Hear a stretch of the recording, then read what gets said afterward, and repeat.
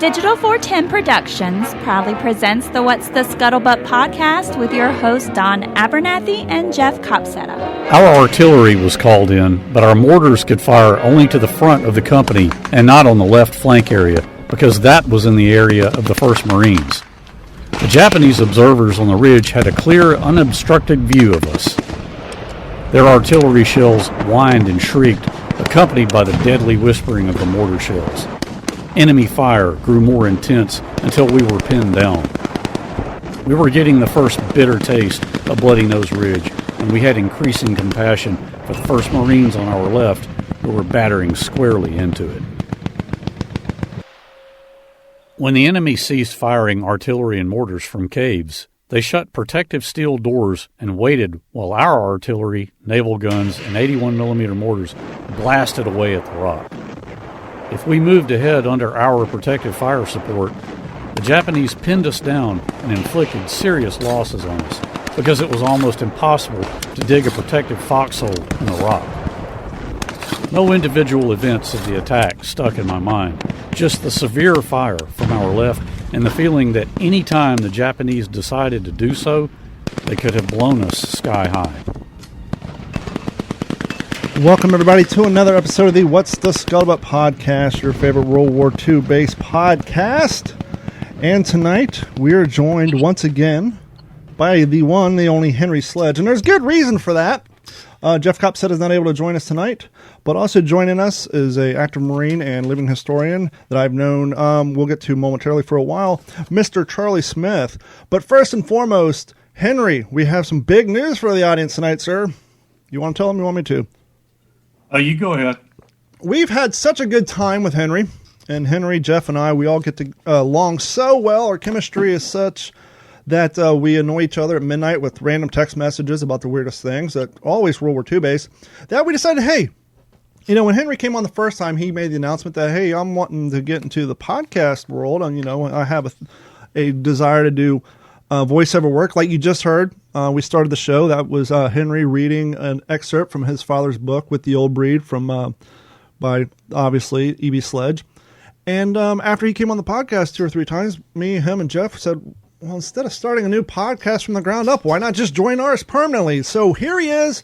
He's a fixture, and it worked out great because now, like on nights when Jeff's not available, it's me and Henry. And night Henry's not available, it'll be me and Jeff, or it'll be all 3 of us, or maybe, who knows, one day it'll be Jeff and Henry flying this ship, and I can, have a sick day or whatever. But anyhow, we'll get to more of that later. I want to talk to Mr. Charlie Smith. Charlie, how are you doing, sir? Hey, I'm doing great. Thanks for having me on.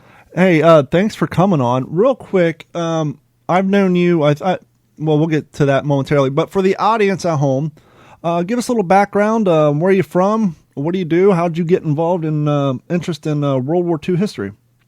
Oh, yeah. So, I'm Charlie Smith, originally from North Carolina, currently stationed up here at Marine Corps Base Quantico. I'm a newly commissioned 2nd lieutenant, previously enlisted sergeant, came over to the dark side, so to speak, and I'm up here doing my basic officer course here at the basic school. I got started into my love of World War II history really as a kid when I first saw Band of Brothers, which I think was a big entryway, a gateway drug, if you will, for a lot of us to get involved and to really see things. And from there, growing up with several Marine veterans in the family, that kind of was the segue into the Pacific side of things. And, here I am now. So yeah, the Band of Brothers for your generation did to military service what Top Gun did to the Navy in the 1980s. Everybody who went out and saw Top Gun, they quickly went and joined the Navy thinking they were going to be pilots and having a great time. They got in the Navy, but the pilot side didn't work quite out as well for them. Sure. But now, correct me if I'm wrong, you did the Alabama events with Galen Wagner and crew, right? Yeah, so I've done a handful of those. I've also been down to the events down there at Fort Morgan. First did Tarawa, then Peleliu. I was there. Wasn't able to attend the most recent timeline one. But yeah, I've done quite a handful of Pacific-themed events, after years of doing primarily just like U.S. Army stuff. So yeah, I was actually there. That's why I said earlier, you and I have known each other, kind of. I was at both those events, and I was thinking earlier, my personal favorite, obviously the landing craft was cool. Having run of Fort Morgan is awesome. But one of my personal things that I love about those events that Gail Wagner puts on that separates them from every other event is when we celebrate the Marine Corps birthday and we do the mess in. The mess in is my favorite thing when we have people airing their grievances and just the whole thing. That is one of my favorite parts of that weekend. Well, I think what really helps is, we've got a handful of either currently serving or previously serving Marines. So we understand the intricacies, the in and outs of the Marine Corps. And one of those things is that Marine Corps birthday / mess night that you're kind of touching on. And that was one of those things that was kind of sprung last second. And we said, we're just going to roll with it. And it actually turned out to be like a really awesome little thing for the event and stuff. It was a really good time for some camaraderie and just a lot of good memories associated with that. I really enjoyed it myself. So one of the things that tends to happen to people who stick around the living history world and show initiative and responsibility is oftentimes they get sucked into the logistics and organization side of an event, which you currently have found yourself in. And you guys have a pretty cool timeline coming up in an event up in Ohio in 2022. You guys are doing an early Guadalcanal event, right? Yeah, that's correct. So myself, Corey Schultz, another Marine officer and reenactor, Cole Cachadurian, there's a good handful of us that we all have this affinity for the Marines of World War II, as many of us do. And for years, we've understood and identified that there's been basically a gap of events just in general for PTO themed things. Sure. By and large, the World War II community is really saturated with ETO stuff, which is understandable. But for us, especially us like Marines, we want to portray Marine history. And so it all kind of started as, it'd be awesome if there was an event for this kind of thing. And I don't remember who it was, but someone poised, why don't we do it? And we all just kind of looked at ourselves and was like, yeah, well, why don't we? And that sort of like started us down the rabbit hole. And having this connection that I have with the landowner up here in Ohio, I've done an event out there before. And we're like, this is something that I think that we could really pull off. And right now we're really in the weeds with the planning and the logistics of it. And it's shaping up really nicely. We really think that this is going to be a brand new, really cutting edge sort of event for the PTO community for World War II reenacting. And that's what we hope to do, honestly. So. Now, is there any concerns? And Henry, if you have any questions or comments, feel free to jump in. Sure. Just the radio guy and me, I'm always just keeping it moving because even though we're live and it's a podcast, I'm always concerned about dead air. But just cut me off if you need to. But Charlie, was there any concerns about, because obviously in the Marine Corps guys like us, there are so few of us in the reenactment community. Was there any concern about a percentage of us not being able to do the event because we don't have 1903s, basically? I think that's always been one of the main takeaways that we've identified that has prevented something like this from happening. Because it's like, the earlier back you start trying to do Marine Corps stuff, the more specialized gear and weapons that you have to get into, and you bring up the 1903 Springfield. But turns out that for years, everyone seems to have been doing their own Guadalcanal and early war impressions on the side. Okay. So many people already own all the components, and we identified this, and it's like, now we just need to bring them together. And basically, it seems like this has been wanting to happen for so long. And now that there is an event, there's an outlet for it. Everyone's just flooding into it. And they're like, yeah, I've been wanting to do Guadalcanal for years. I've got the impression and stuff. And not to mention that part of the reason why we started promoting and planning this event and getting the word out sooner rather than later was to give people the proper time that, like, hey, we understand that a 1903 is an investment. I recently bought one myself. But the sooner you start to save and start to poise yourself to get one over the course of the year before the event, it's easier to obtain.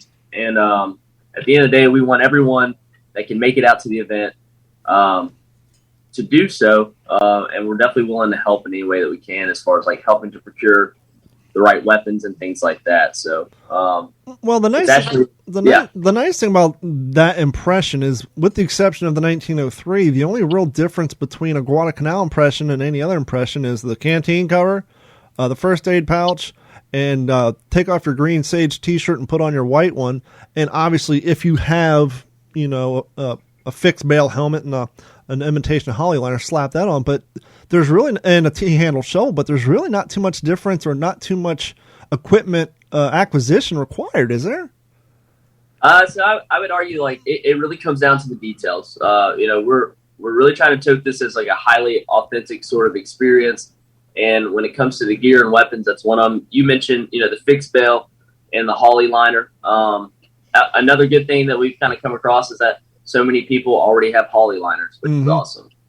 So many people already have the flat buckle P41 suspenders, which is awesome.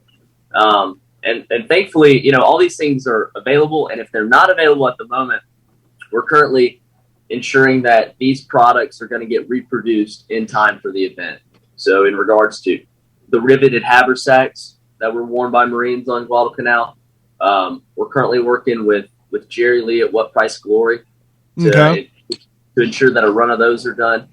Same thing with the early war ponchos, the khaki ones. Currently, there's one source that we have that's in the UK, and we have identified that we want something more local, something easier to procure. So Jerry Lee, he's really been like a right-hand guy for us on this. He sees an opportunity, obviously, as a businessman, to come in here, but he's also a historian as well. So that helps out a ton. Jerry always listens to the reenacting community and asks, like, hey, what should I make next? And so I will say that, the impression, you really start getting into the weeds, and there are some small but key differences as far as gear from, say, your Marine that landed on Peleliu versus who went on Guadalcanal. But thankfully, with as much time as we have, the means in which we're going through to get things reproduced, everyone's going to be able to come to the event with the right gear, with the right mindset, and be able to really enjoy this experience that we're creating right now. Now, do you have any groups who are currently wanting to do any Marine Raiders, a Macon, Tagali, any of that, or is pretty much everybody doing, just straight up first Marine Division? So we have whenever we began planning on the event, I took a lot of my experiences from the Civil War campaigner community, and something that the campaigner community does really well is they set an event, and everyone comes together to portray one uniformed unit, so to speak. And they form the nucleus of that. And it was actually Corey and Cole who suggested. I've got the book here, so the book's on the canal, and it's about L35 and their time on Guadalcanal when they landed from the 5th Marines.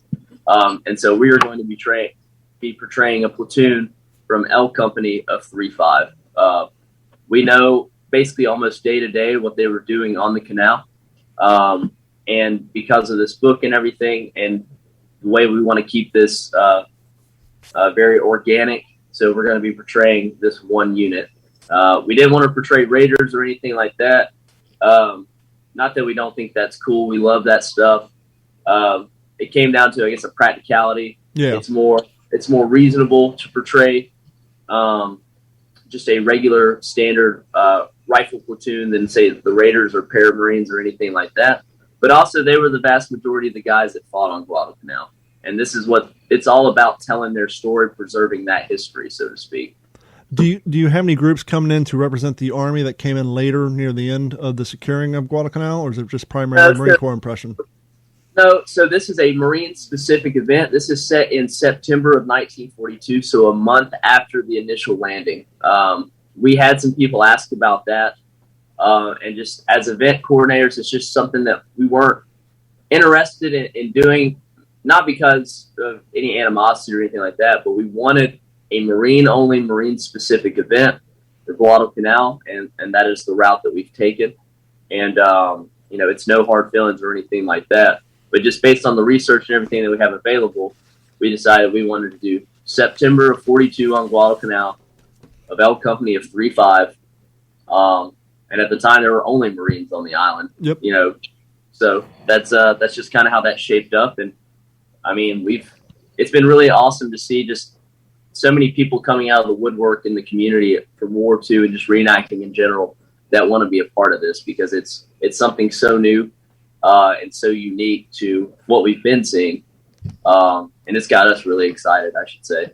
Now, you being an active Marine, when it comes to setting up an event like this, or maybe trying to find out some of these details, I know certain people on the page were talking about whether the original khaki pup tents were had the single flap or the dual flap. Have you being an active Marine, do you have like any access to any of that sort of archival stuff about the equipment that was issued that you're able to use as research purposes, or is it just all, packed away somewhere? So I will say that with me being here in Quantico, the Marine Corps Historical Division and Archives are here as well. Now, I haven't been able to make my way over there as of yet, but they have a treasure trove of in their archives regarding the 5th Marines on Guadalcanal.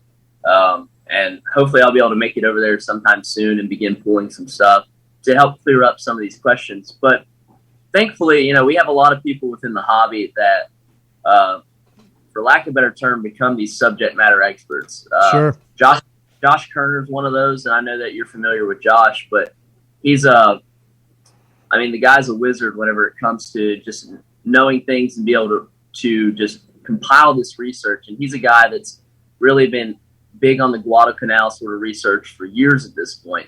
And so he's helped us out tremendously. We've also got others in the group who have been to Guadalcanal like in person several times. Wow. So it's like a big part of their lives. And we've welcomed them aboard, and they've helped to shape like the research and the guidelines and everything like that. So, man, I'm just one of the guys that's helping to facilitate this. Sure. But it's all about just helping to bring in a good team. So. And I just recently finished this book, and I actually sent you a photo of it. It's called The Marine Raiders: A True Story of the Legendary World War II Battalions. It's by Carol Ingle Averett. I'm going to actually try to track her down.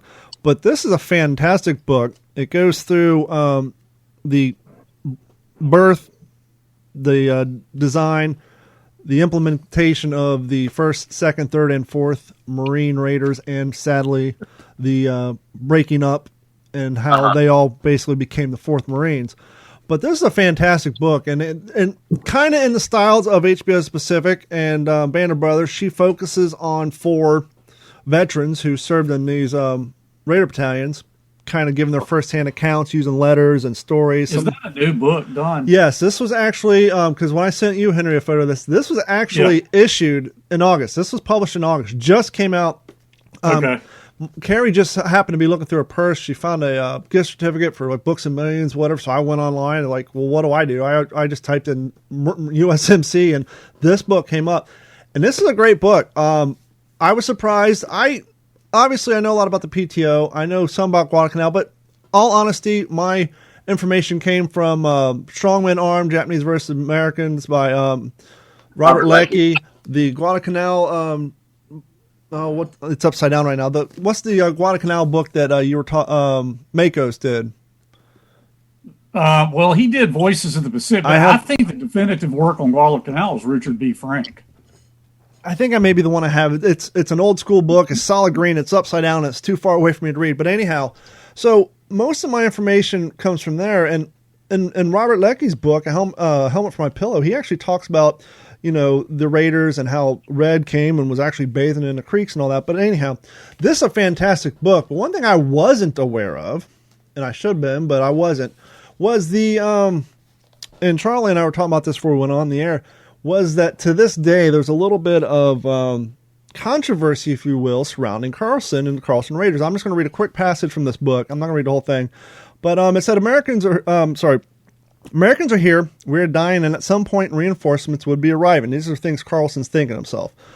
Carlson himself evidently felt that the situation was dire enough to call a gung-ho style meeting, which he was known for. He tried to break down the hierarchy, if you will, so that all his guys felt like they're all one cohesive group and not, okay, I'm listening to the brass, and you have that resentment. Around midnight, he gathered officers and a few of the senior non-coms to talk over their situation. Here's where things get squirrely. To this day, controversies remain among some. Hotly contested one. Reports vary as to who attended this meeting, what was said, who said it, and what actions were taken afterwards. Even raiders who attended can be documented disagreeing on what transpired. Because of this midnight meeting, it appears someone raised the possibility of surrendering to the Japanese. Some say Carlson himself raised the issue of surrendering and then left it up to the individuals, which was consistent with his democratic leadership style. Others claim someone brought it up and then was encouraged to mention it to Carlson or told to forget about such absurd ideas by other Marines. Some say there was a handwritten surrender note. Others said there was most definitely not a note. Still, others said there was one, but it wasn't written in Carlson's handwriting and was signed in an illegible signature. Now, this note was carried by 2 officers and given to a Japanese soldier who presumably began to journey back to his garrison. On the way, he was shot by another raider who spotted him in the forest. Later, it appears the subsequent Japanese soldiers discovered his body and also the surrender note, which found its way to Tokyo Rose. Now, that's a lot of information, but not a whole lot of detail as exactly what happened. But Charlie seemed to be familiar with this.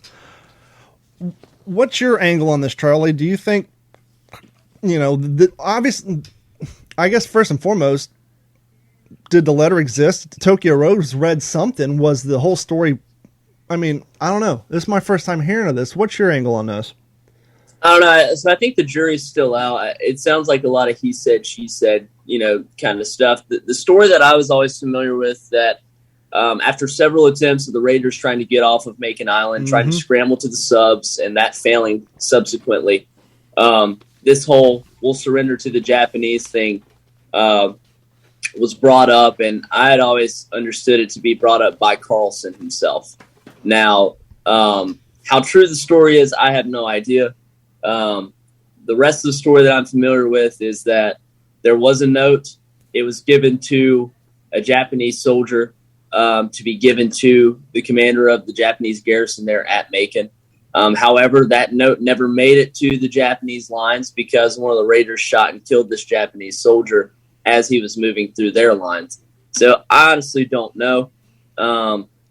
Evans Carlson continues to be a polarizing figure within the Marine Corps and out of the Marine Corps as far as like historical analysis goes. Do you think his background and his I don't want to say love, but I'm going to say his deep interest in communist China and their way of military activities, because as some of y'all may not know, well, I didn't know either, I learned from this book, is he was in the Army, and then he was in the Marines, and then he left, went over, served with China's army, went on their long 1,000-mile march or whatever. He learned, and this is why he got the gig in the Raiders, because he had a deep invested experience with how Asian soldiers operated.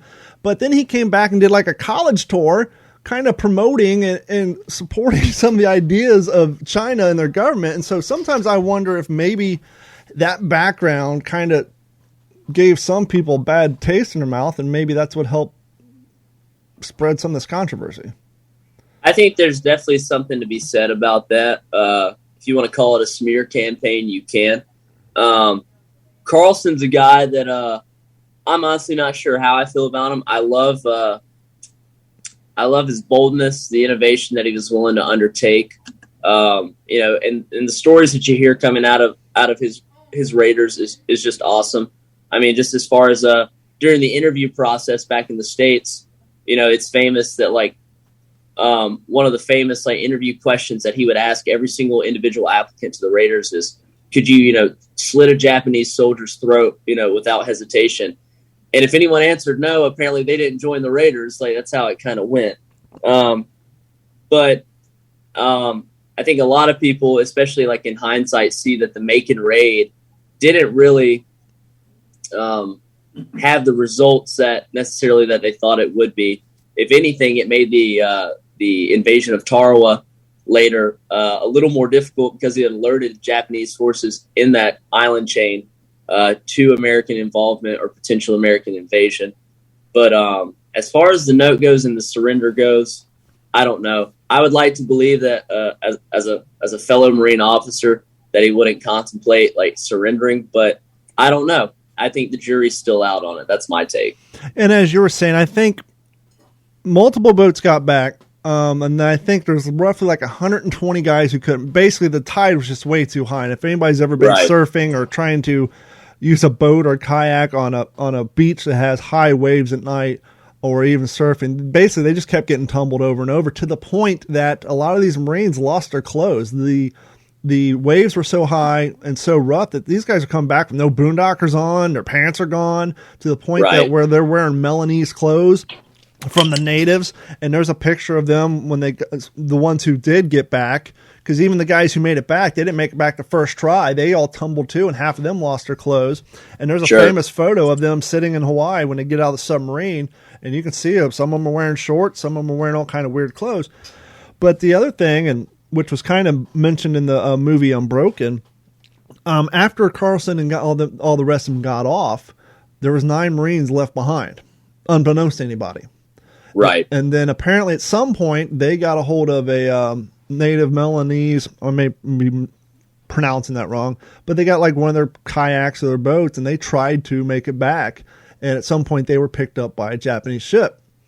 Right. And put in a prison camp. And in the movie Unbroken, there's when he, what was that? When Louis Zamperini was captured and put in the first prison camp, you hear them talking about the Marines. And apparently he saw their names inscribed in one of the jails on the wall.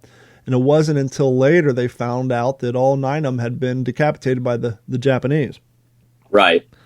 Which was, in and of itself, crazy. But I strongly suggest anybody who has interest in Marine Corps history or the PTO, Guadalcanal, or more importantly, the Raiders, pick up this book. Like I said, it just came out in August.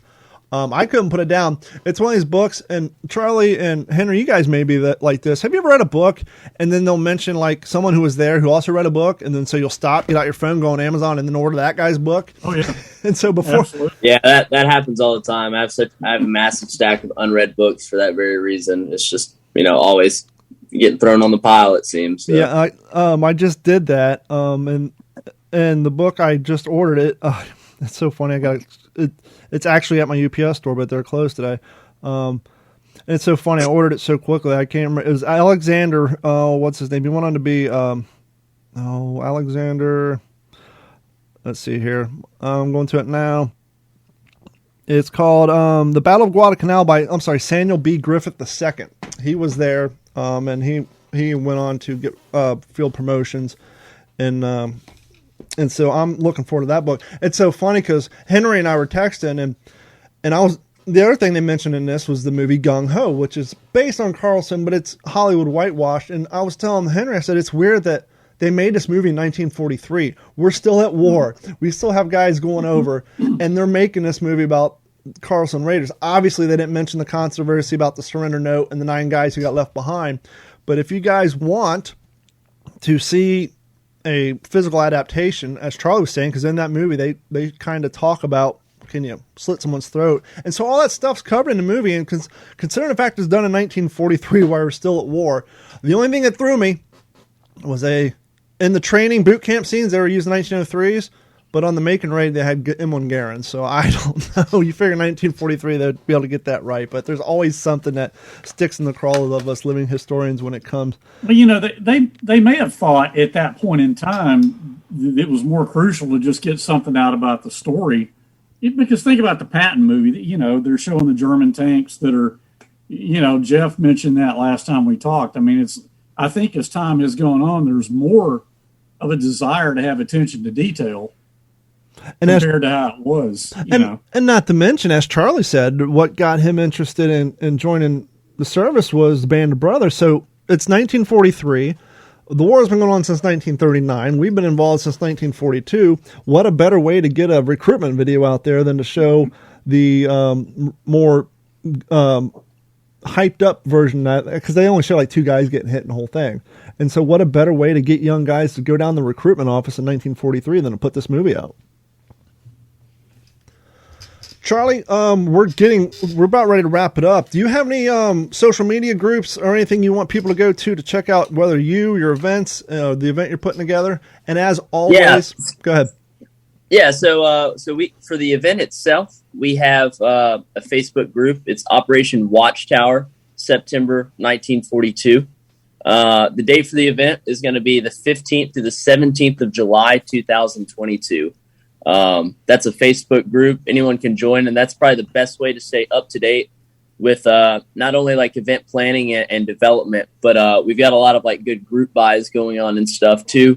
Getting some discounts on some of these items to make it a little bit easier for folks. That's really like our main social media plug that we've got right now. And but yeah, like I said before, and I just want to reiterate, anyone that is interested in coming out that has the ability to do so, regardless, like if they have the full impression now, or they're just planning to, or there's just a remote interest, like hit us up. We'd love to like speak to anybody. And like I said, there's a place for anyone at this event. And we really think this is going to be something special for the PTO community. And in the end, it's all about preserving that history. And before we let you go, do you have any questions for Henry? It's not very often that people are in this position. I'm sure you get asked all the time, Henry, but I guess when did it dawn on you that, Eugene Sledge was Eugene Sledge, like this, because now, like, especially as an active duty Marine, like we look at Eugene Sledge as this quasi godlike figure, wrote this awesome book, probably the most definitive book on combat in World War II. But to you, as your father, I guess when did it kind of just like strike you, like, there's this is pretty cool, I guess. Well, no, that's a great question, Jack. I see that, please. Jack. Charlie, your camera's freezing up. Yeah, it is. That's all right. As you can see over his shoulder, Charlie, that is the Japanese flag that his father brought back. We can hear you. Just keep talking. Don't worry about the video because we're going to come back in 5 minutes anyhow. Henry. Gotta love technology. One of the nice things about living through a pandemic and the fact that like for the last for like 12 months, every news broadcast, every TV show, they were all coming in from Zoom. And so now it's like we're all used to something like this freezing up. Charlie, what we will do is I'll have Henry, once we reboot, I'll have him answer your question and you can just listen to it on the podcast. And yeah, actually, hold on. He's trying to come back in right now. Hold on. Okay, great. Okay. Oh, so now we're going to have two of them. That's fine. Hey, yeah, you guys, I'm back. Yeah, we can hear you. We got 5 minutes. Go ahead and answer Charlie's question. Yeah, Charlie, I first of all, thank you for those kind words. I never take that for granted. But, when I was a kid, I was always really interested in my dad's history and used to talk to him a lot. And, I remember when the book got published, and I think my mom caught on a lot quicker than I did, obviously. But it was never something I took for granted. As a teenager, of course, you got other things on your mind. But I came around pretty quick. Even as a teenager, I dreamed of going to Peleliu one day. Right. But that didn't happen until 1999. So. And we're going to cover that on part 2 of this episode because we've had you on 3 times now and we've yet talked about your trip to Peleliu, and this would be a great night to do it. But Charlie, thank you so much. And as always, anytime we have a guest on who's promoting an event, just head over to WTSPWWII.com, find the link for this particular episode, and all of the pertinent information will be there so that people can track you down. Real quick, are you guys going to do an Eventbrite registration just so you can get an idea how many people are coming? Yeah, so we're currently in the process of setting all that up and starting to build our roster and everything like that. So, yep, sure are. Charlie, thank you so much. And if you want to come back on when we get maybe January 2022, February, when it gets close to that time, just so we can remind people, and I'm sure more event details will come along and things like that, and we can give people a refresher course, just hit me up. You're more than welcome to come on anytime, sir. I appreciate that. Thanks so much for y'all's time. It's been a real pleasure. And nice to meet you, Charlie. Thank you for your service. And November 11th will be here before you know it, sir. Yeah, appreciate that. Thanks. I'm looking forward to it. Okay, for those you watching on YouTube and Twitch and all that stuff, hold tight. We will be right back. I'm just going to throw up the splash screen. You'll see the logo for a few minutes, and then Henry and I will be right back. So hold tight.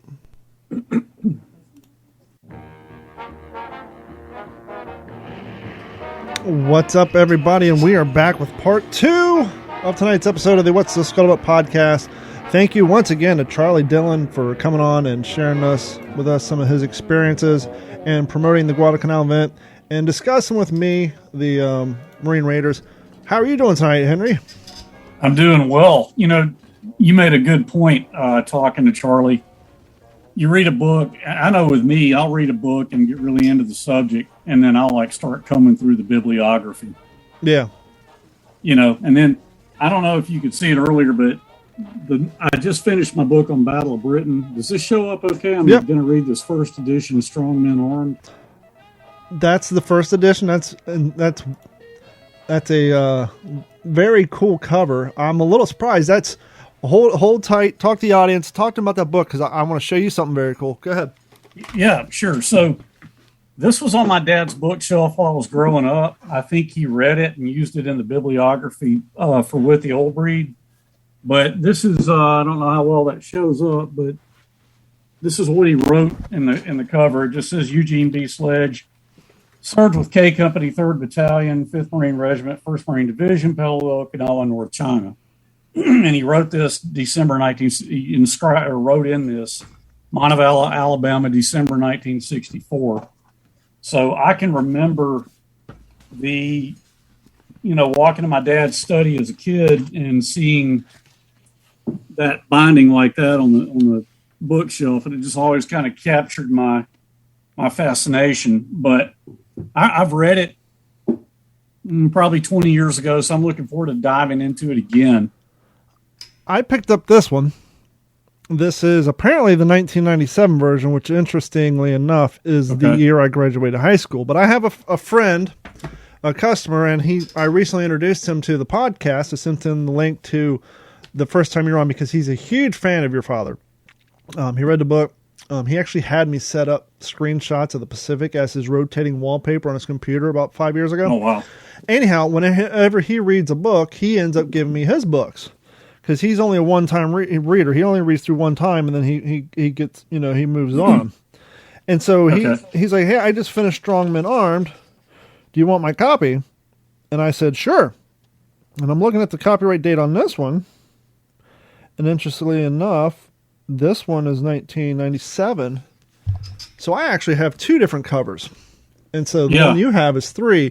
I wonder how many different variants of this book there are out there. That is a good question because then, didn't Challenge for the Pacific deal specifically? I thought I had that on my shelf, but I don't. But I know Leckie wrote Challenge for the Pacific. Now, was that specifically about Guadalcanal or? I haven't read that one. And the interesting thing about Robert Leckie and his writing styles, you've read Helmet for My Pillow. Right. And you're going to go back and reread A Strong Man Armed. Now, I'm not sure how long ago you read Helmet for My Pillow and how much of it you have in your brain.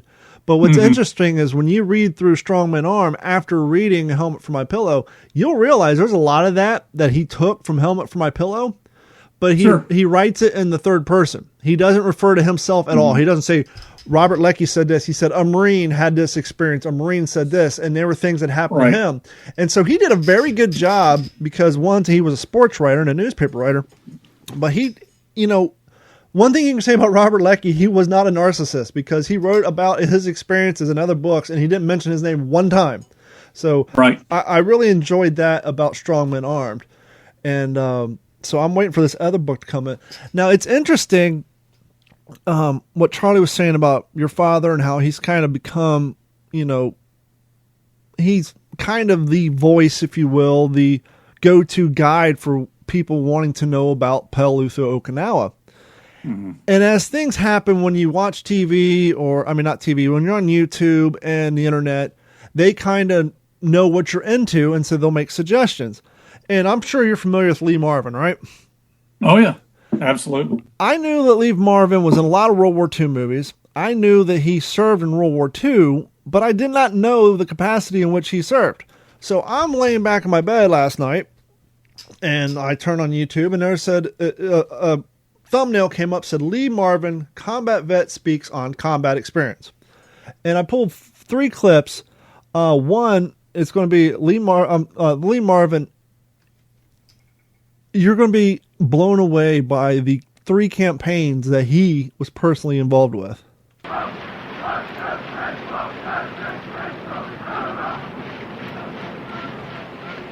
These Marines are in top shape, ready for the physical demands of combat.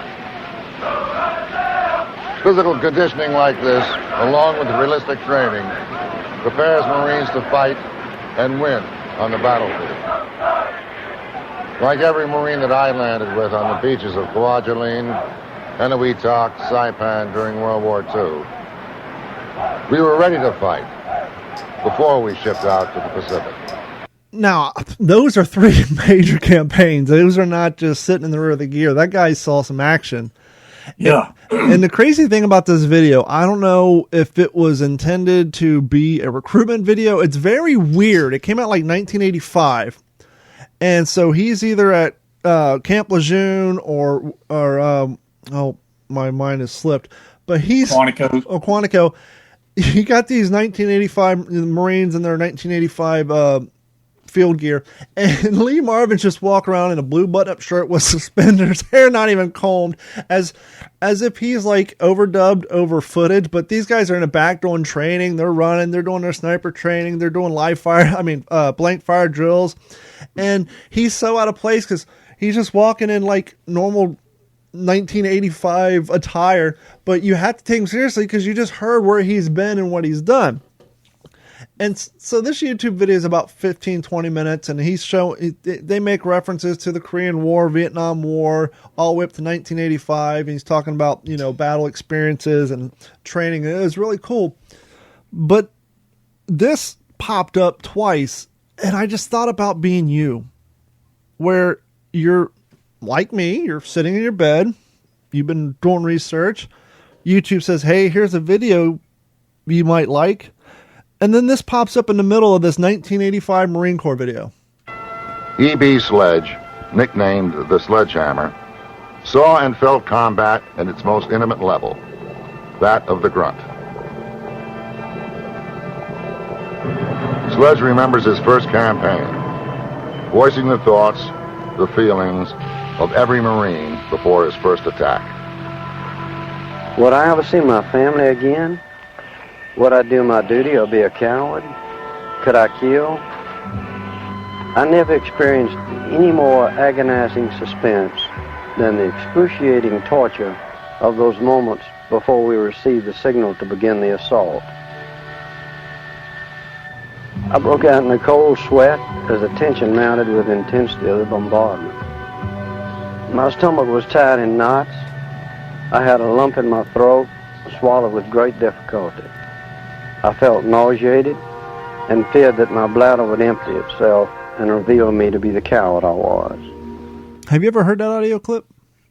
Actually, Don, it's awesome you bring this up because I remember when the Marine Corps asked my dad to come make that video. Really? So that was... I do. I think... So you said it's 1985? 85-ish is what I think. I'd have to go look. And it makes sense because your dad's book came out in 1981. Right. So I remember, I'm fuzzy on the details because, that was like literally the first video my dad had ever been in. I just wish they didn't put that horrible 1980s public domain music behind it because it reminded me like watching a school training video. But anyhow. Yeah, but I remember him when he came home and of course, we saw it. What was the name of the video? Essence of Leadership or something like that? I don't know. Someone found it and just put it up on YouTube. And so if you want to find on YouTube, just look for Lee Marvin Combat Vet Speaks on Combat. That was the title of the video. And somebody must have got a hold of an old VHS tape and then just digitized it. I remember my dad being in that video. I remember us watching it. I remember him talking about when he was asked to be in it.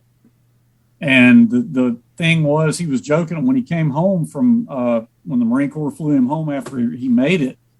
He was kind of joking about how, Lee Marvin's going to narrate. And you think that you see me on the camera, I'm going to walk off and Lee Marvin and I are going to have a cup of coffee. And he said, I never saw Lee Marvin. They dubbed all that in later. Mm-hmm. I was going to say, they flew your dad down there and that's the only clip of his voice they used. Yeah. So And I mean, there was video too, of him watching the guys training. I remember in my mind, he was walking along and he stops and sits like on a log on the beach or something.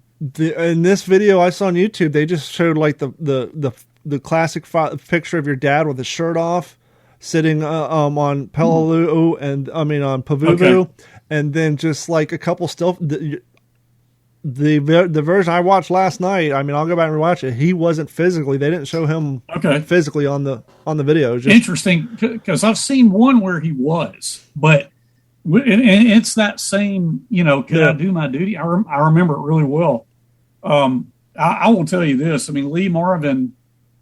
There weren't many Hollywood guys that my dad had an ounce of respect for, but I could always tell something about Lee. Whenever Lee Marvin came up, my dad would stop and he'd pay attention. It would have been so interesting to get, hold on, I'm Googling it now because I don't have it memorized. It would be so interesting to get your dad's opinion on Eddie Albert, Green Acres star. Yeah, he wasn't he a Higgins boat coxswain at Tarawa? Yeah, when I was watching the documentary a few years ago, The Return to Tarawa, they're talking about how when all these guys are getting mowed down, there's a landing craft boat just going, spending hours, picking up survivors, pulling them on, and it was Eddie Albert of Green Acres. Yes. Which, go ahead. I've seen him interviewed about that. My dad certainly would have given him his due as well. Think about it, Don. You look at what's out there now. Yeah. Think about the 1940s when, actors like Jimmy Stewart commanded a B-24 squadron and then flew B-29s later. Can you imagine anybody from Hollywood now doing something like that? Could you imagine Glenn Miller? No one knows what happened to him. Plane got shot down. Could you imagine anybody leaving Hollywood today to go over there and just vanish like that? But once again, so many people served that, back then it wasn't a big deal. Everybody was there. Clark Gable. Clark Gable made the film about gunners in the 8th Air Force. Exactly. It was just kind of understood back then. I know you and Jeff talked about 12 O'Clock High, Gregory Peck, one of my favorites. And just to wrap up the Lee Marvin video, this is at the end. He's walking through a barracks, and it would have been so cool now that I know your dad was there, but apparently Lee Marvin must have been doing like an episode of Days of Our Lives or whatever when your dad was there. But at the end, he walks into an old barracks, and he has your dad's book, and he sits down on a cot, and he reads this. For his comrades who struggled, bled, and died, and eventually won, on Peleliu in Okinawa, E.B. Sledge wrote in his book, and I quote, "We forged a bond that time would never erase. Marine Corps training taught us to kill efficiently and to try to survive. But it also taught us loyalty to each other and love." One of the things I mentioned on my other podcast, which it's funny, when we went to break, Henry, I discovered that we were streaming on my What's in Your Head podcast. So to the What's in Your Head audience, welcome to the What's the Scuttlebutt. So we're actually streaming on Facebook, on that channel, plus YouTube and Twitch. But, now I lost my train of thought. Lee Marvin was sitting on the block reading from the book. I just completely lost my train of thought. But,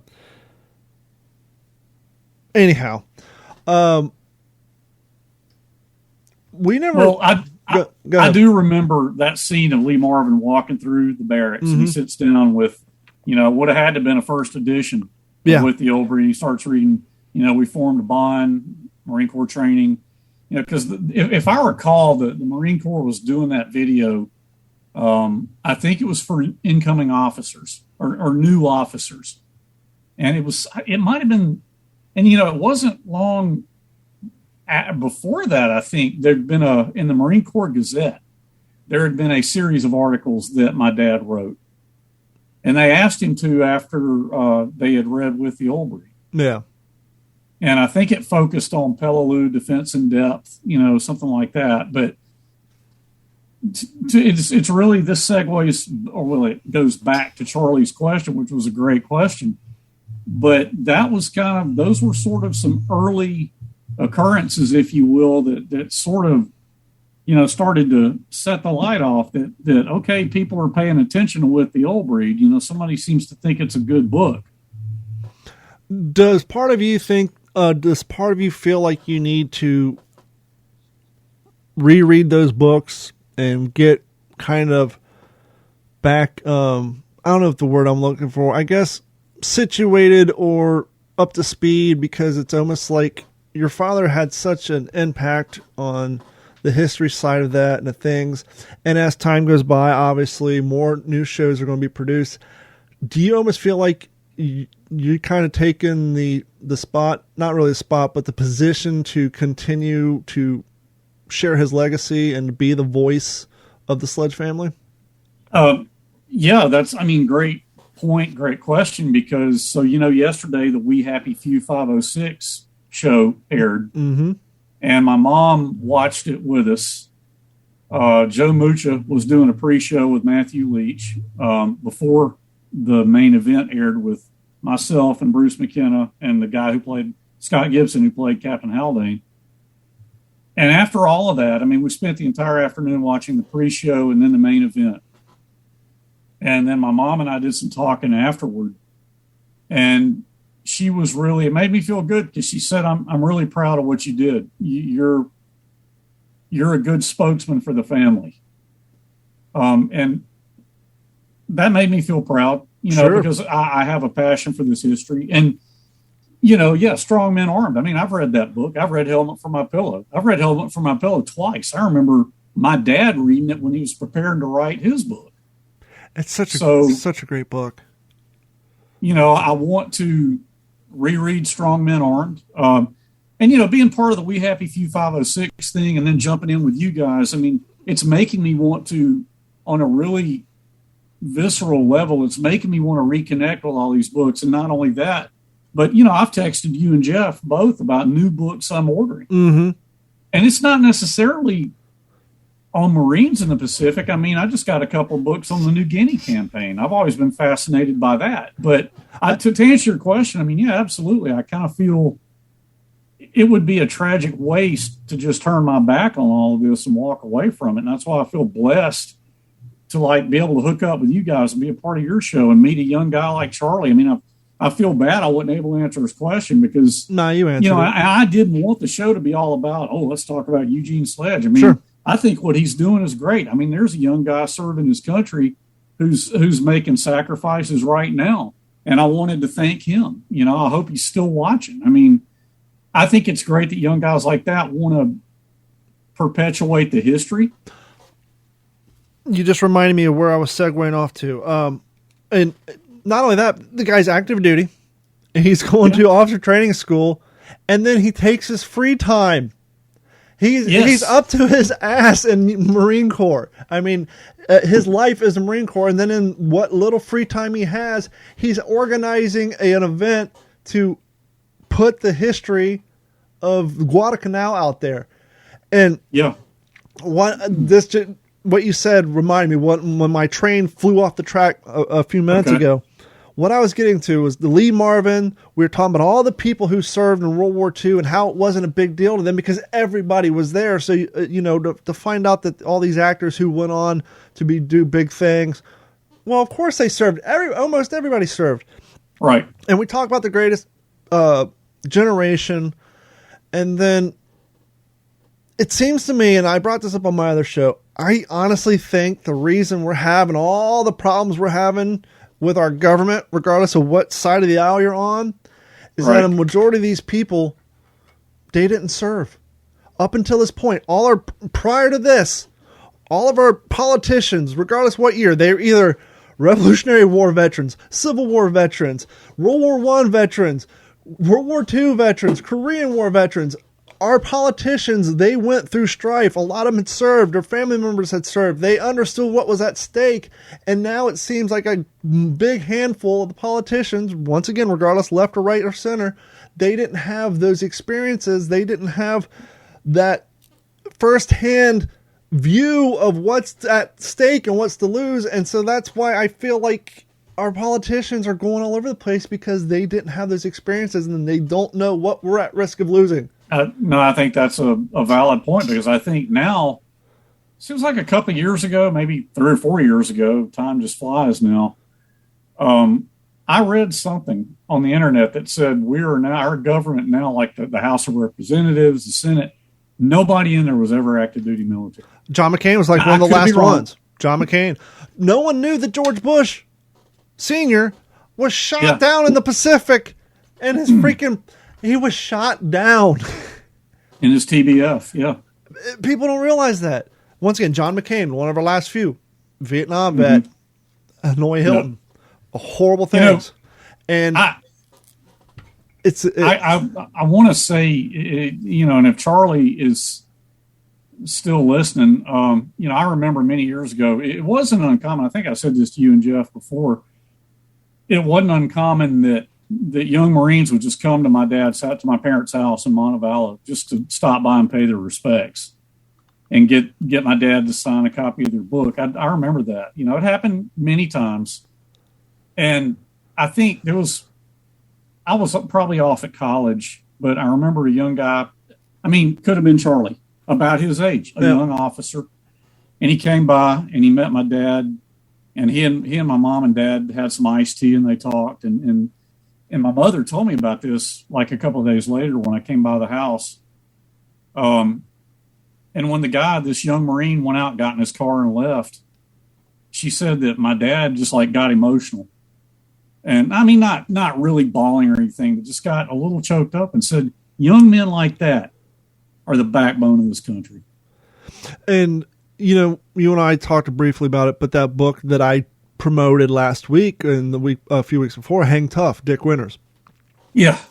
That I strongly suggest, and I was going to say, I think me, you, and Jeff, we're going to get a unofficial What's the Scuttlebutt book club where we're mailing each other books. By the way, for those who don't know, when you mail a book, tell them it's media and it's only $3. It may have gone up a little bit, but yeah. So we might get to a point where we're mailing each other books to read. But in Hang Tough, you get such an intimate view of Dick Winters and his thoughts. And when he's writing his letters to Dieta, he did not hold back on his views of gold bricks, of people who didn't serve or go out of their way not to do their 100%. And he basically had big disdain for people who didn't serve to the best of their abilities. And it's very evident in that book. And you can see how he feels about patriotism, military, and doing your best to serve this country at that time. And that book is so darn good. So for you guys, once again, Hang Tough, Marine Raiders, and then obviously Henry and I can both attest to Strong Men Armed. If you're a fan of Robert Leckie and A Helmet for My Pillow, this is literally the history of the PTO campaign from beginning to end. And the book's so darn good, I got 2 copies of them, and I've read it. And you're talking about, I got to admit, now, as you know, Don, I'm just after an 11-year hiatus, I'm diving back into my passion for World War II, but the Macon raid and that 1942 stuff, unless it's Guadalcanal, I've done a lot of reading on Guadalcanal because that was such a seminal battle, but some of the stuff you guys were talking about, I got to get boned up on that, man. I've read about Macon, but I'm shamefully, I knew the bare bones of what you guys were discussing, but that's an aspect of Marine Corps history I don't know as well as I wish it. I didn't know either until I read this book. And it's interesting. At the beginning, they're talking about how Donovan, who was the precursor OSS, and the Roosevelt and all of them got together and they came up with the idea of, based off of the European commandos, is, hey, we need a group of guys to drop behind the enemy lines. And everybody knows about the Raiders. But out of that same meeting came the beginning of the Marauders, Merrill's Marauders. Mm-hmm. Which I want to bring somebody on here. I've got 2 books on Merrill's Marauders, but the difference between them and the Raiders, Merrill's Marauders were made up of American soldiers, Indian soldiers, and Chinese soldiers, and they were dropped behind the lines of Burma. And they pretty much chose what they wanted to wear. They basically were told, okay, you got to carry this much ammo, these weapons. But as far as their uniform go, they could wear P-41s. They could wear, a lot of them actually wore the same jungle shoes that the Raiders wore. They had their own style of sweatshirt that was made in outside of India somewhere. And so they actually had freedom to choose the sweatshirt, the uniforms that they wanted to wear, and the gear they carried, whether it was a Musette bag or a Marine Corps P-41. And they did a lot of work with pack mules, and they did tremendous amount of work out in Burma and all that. And so I really want to get up to speed on the Maryland Marauder stuff so I can bring people to have attention to that, because that was an amazing group of men as well. But very few people know about the Marauders. And, we said this on this podcast multiple times that, one of the reasons we bring on guests is because it's impossible for a Henry Sledge to know everything about everything. It's impossible for Don Abernathy or Jeff Copsetta. There's so much out there. I mean, that's why they had two different people running the PTO. You had the first division here. You had the fourth division there.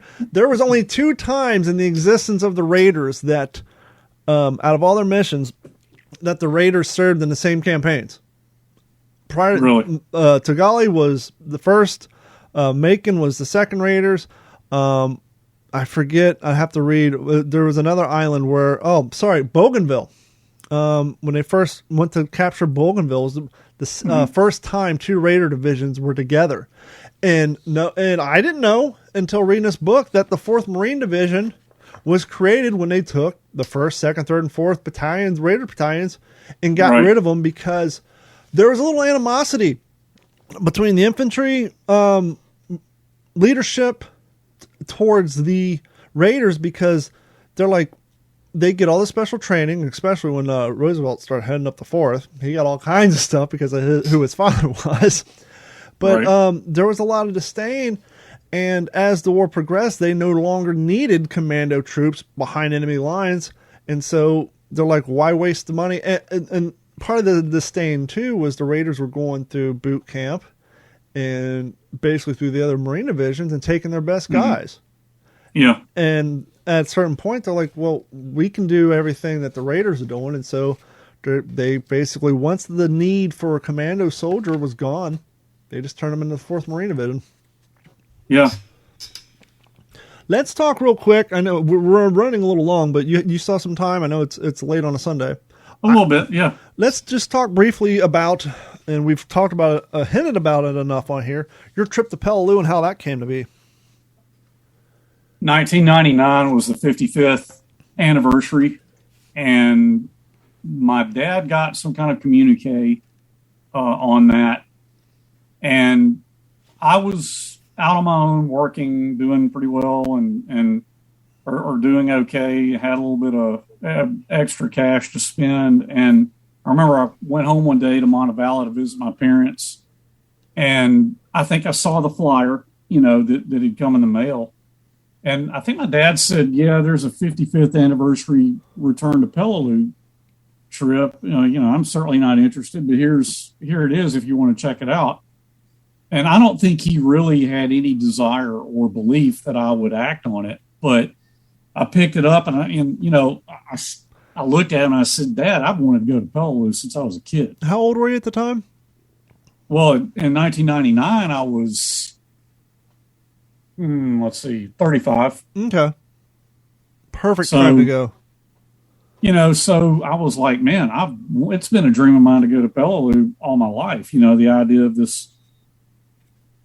And I didn't know that much about it. I mean, I knew my dad's history with it, but I'd certainly grown up hearing the name, as I've said to you guys. But I started, that was when I met Joseph Alexander, Colonel Alexander, because he was going on the trip.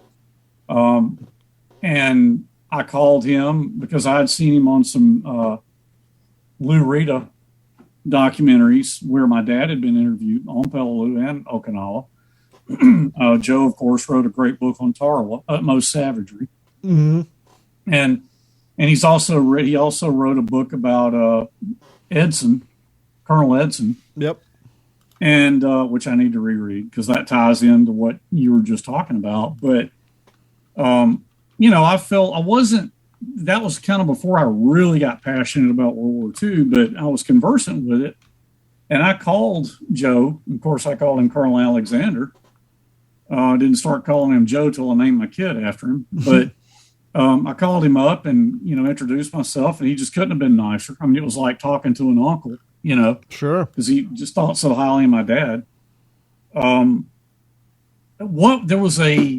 He was, I think, one of the battalion commanders on Peleliu, later won the Medal of Honor at Korea, General Ray Davis, I think. Okay. He was supposed to go on that trip. He ended up having to back out, but I was super excited about possibly meeting him. But the thing that really clinched it for me, Don, was the idea got in my head. At the time, I was single, no kids, no wife, no nothing. And I'm like, man, I want to go on this trip. I want to go to Peleliu. My girlfriend at the time, who's now my wife for 21 years, when we started dating, she has a cousin who was a Marine. And she immediately latched on to EB Sledge with the old breed. She was conversant with it pretty quick, read the book. And she said, it's your destiny. You got to go on this trip. Yeah, absolutely. And I said, well, yeah, you're right. So I did. And I've said ever since, Don, it was probably the coolest thing I've ever done.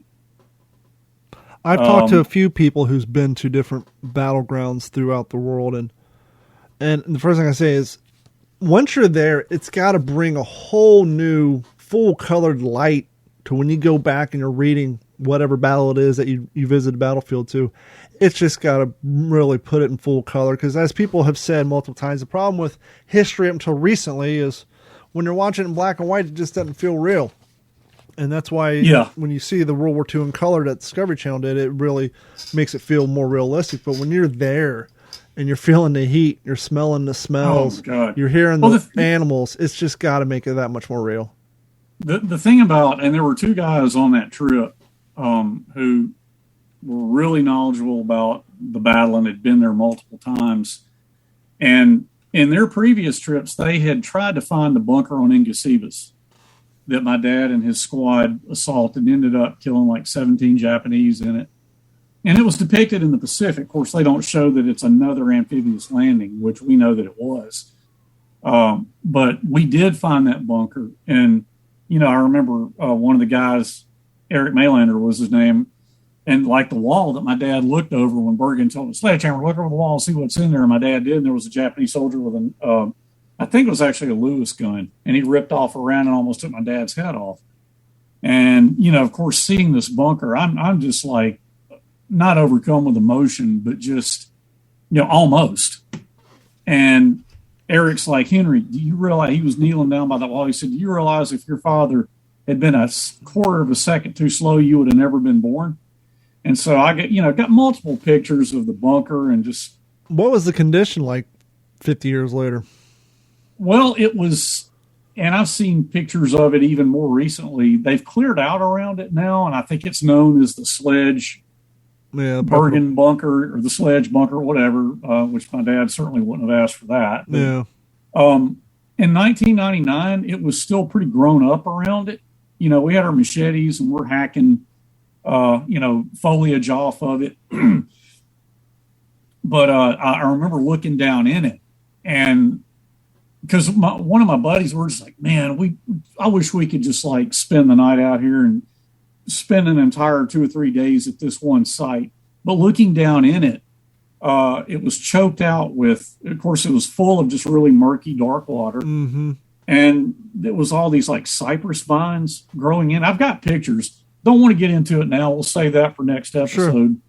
Sure. And I know it'll be about other stuff too, of course, but it was really choked out with vines and grown up down inside it. But to have a pump and pump that thing out and just really deconstruct it. But I'm sure you just learned this thing. Like, I cannot imagine being in here as a Japanese soldier confined in this concrete bunker, because it probably had water in it then too, at least some. Possibly, yeah. And obviously it's concrete.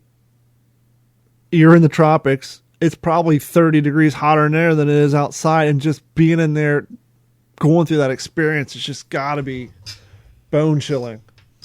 But Yeah, I mean, I could go on, but it was an amazing trip. I mean, and I mean, it's even the stuff that didn't even involve my dad. Like we went up in the Umer Brogel into a part. I want to say that it was called the Carl Badlands, which I know that's not one of the better. Usually it's Five Brothers, Five Sisters, Death Valley, Horseshoe, China Wall, which we saw those places too. But there was a spot that Eric Maylander took us to. And of course, it was a really small group that day because most of the people had gone home. It was really hot, of course. You could hear these jungle birds plaintively calling off in the distance. And Don, it was the coolest thing in the world to see a machine gun emplacement. It was a U.S. 30 caliber machine gun with the remains of an ammo belt still in the breech. And I've got pictures of it. It's so amazing that stuff. Now, obviously, another 30 years has gone by, but it's just so amazing how so much of that stuff wasn't tampered with. I know. I got a buddy named Frank Dermody who lives in Palau, and Frank was a huge fan of mine. He actually came to Montevallo not long after I met him on that trip to visit my father, and brought him an 8mm Nambu pistol that he found just walking down West Road. And I have that now, by the way. But Frank is a really cool guy. And he moved away from Palau for a while. Now he's back there. But, it was cool for him to come meet my dad. And I met him. He came and found me at the hotel on Karor not long before I was ready to fly home because he had heard I was there. And we could just, instantly became friends, of course. But he's got all kinds of stories, having lived in Palau and living there now. But, you talk about, I wish Jeff was here because I know he, like me, loves the World War II planes. Going down from the northern Palauan Islands, Karor to be exact, down to Peleliu by boat, probably a few miles off Peleliu, there's a Japanese Zero fighter. Wow. And they've got it marked with a buoy. And it's a perfect plan for them. I mean, you can look down in that crystal clear water and see that unmistakable perfect shape of a Zero fighter. And, I was told I wanted to go back out to it. I was told you could, but we didn't make it. But at low tide, you could actually sit in the cockpit. Wow. And they had it marked with a buoy. And I mean, I love Zero fighters. I mean, but to see that in like 6 feet of water and just, I wanted to get my hands on it so bad. And to see the rusted out, I love amphibian tractors. I love LVTs. And to see those things, that was, and it was, that was one of the cool things when I took the show out to the National Museum Pacific War and participated in their Living History Weekend, was coming out of the back of that alligator. That was so damn cool because they have one that's stationary there, but just standing in there in full uniform with the rifle, just waiting to spill out the back gate that was one of my highlights there. It was so damn cool. I thought it was cool in the Pacific, when they're loading up in the LST and you hear, I'm not a mechanic. I do work around them all day, every day. And of course, LVTs had 7-cylinder radial engines. Mm-hmm. And there's nothing in the world that sounds like a radial engine because, it's the non-syncopated cylinders and there's, mm-hmm. But when they fire those LVTs up and you hear, that entire cargo bay with those Amtraks and they're all just, when they rev them up, it just, there's nothing in the world that sounds like it. Those doors open up, that light cast in there. That's such a great shot. I saw a lot of LVTs when I was there. And it's, so I was starting to talk about Frank Dermody earlier. I asked him in an email here not long ago, is it still pretty undisturbed? And he said, yeah, it still mostly is. I mean, I think they've done a paved walking trail around the perimeter of Bloody Nose Ridge. And he said, man, I think that's a good thing because he said you can access the sites quicker.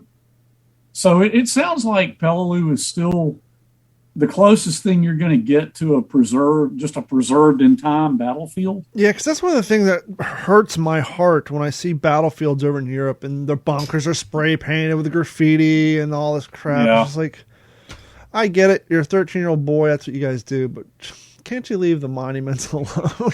Go spray paint the pharmacy down the road. Leave the bunkers alone. Well, look what they're doing to monuments in this country, but we don't need to go there. Let's don't go down that road. Well, let me just say this about that.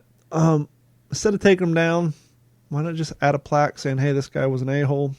Here's why we think. Because I've said on my other podcast, not all monuments are a celebration of good. They're a reminder of history.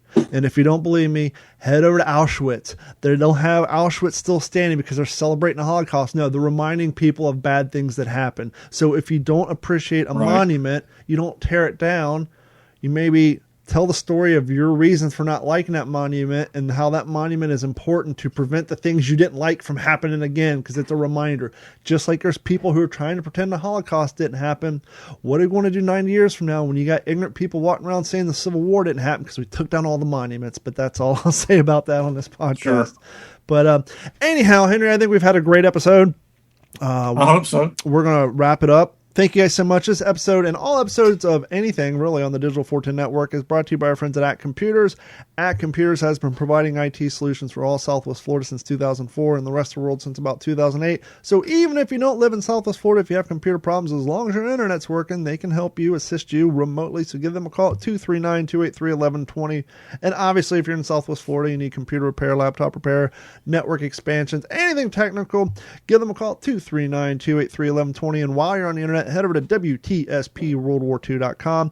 Click on the orange Patreon banner. Sign up for Patreon. It really helps to support not only this show, but all the shows on the Digital 410 Network.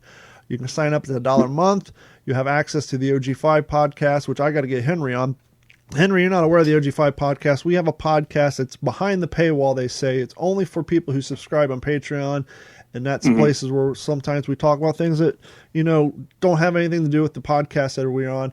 Me and my brother's done one. We just launched a new podcast on the network we haven't really brought up here. I'm not even a part of, which I'm thrilled about. So the Digital 410 Network has now a fourth podcast called the Tackle Your Personal Best podcast with Ron and Michael. They're both fishermen and owner of PB Baits. And they talk all fishing. And so if you guys are into fishing, check out that podcast. You can also find information at D-410, where all the rest of the Digital 410 Network podcasts reside. But Henry, thank you so much, and I'm super stoked to announce that you are now a full-time member of the WTSP staff. And it worked out great because as Jeff and I were talking, when there's times come where someone's not available, the show can still go on. Yeah. And tonight was a perfect example of that. And thanks to Charlie Dillon for coming on, and Henry and I are both super grateful for what you're doing with your life, not only in the World War II realm, but in the reality realm of being in the Marine Corps and going through officer training camp. And he was telling me before we went on that he graduates from that on November 11th, hence me saying, hey, sir, November 11th will be here before you know it. Okay. And thank you guys so much for watching us and listening to the show. And for those of you who just became aware of us on YouTube, you can download the podcast wherever fine podcasts are found, whether it's iTunes, Spotify, Stitcher, Google Music, anywhere. You can literally find us even on iHeartRadio. If you got one of those on TVs from Walmart with Roku that has iHeartRadio, you can listen to the podcast there. So feel free to download us. Please download us. But more importantly, share us with your friends. The more people who know about us, the more people listen to the show, will only make things better and help us bring you more content. But on that note, Henry, thank you so much. It's been an absolute pleasure. And hopefully now that we can get a consistent podcast going every week instead of 2 a month, our listenership will grow. So thank you so much, sir, and I will talk to you soon. And for everybody else, on the behalf of the What's the Scuttlebutt podcast, thank you for hanging out with us. And as always, find more episodes at WTSPWorldWar2.com. Thank you guys so much, and we will talk to you, hopefully, next week. And I'm stalling because I'm trying to find this. This has been a Digital 410 production.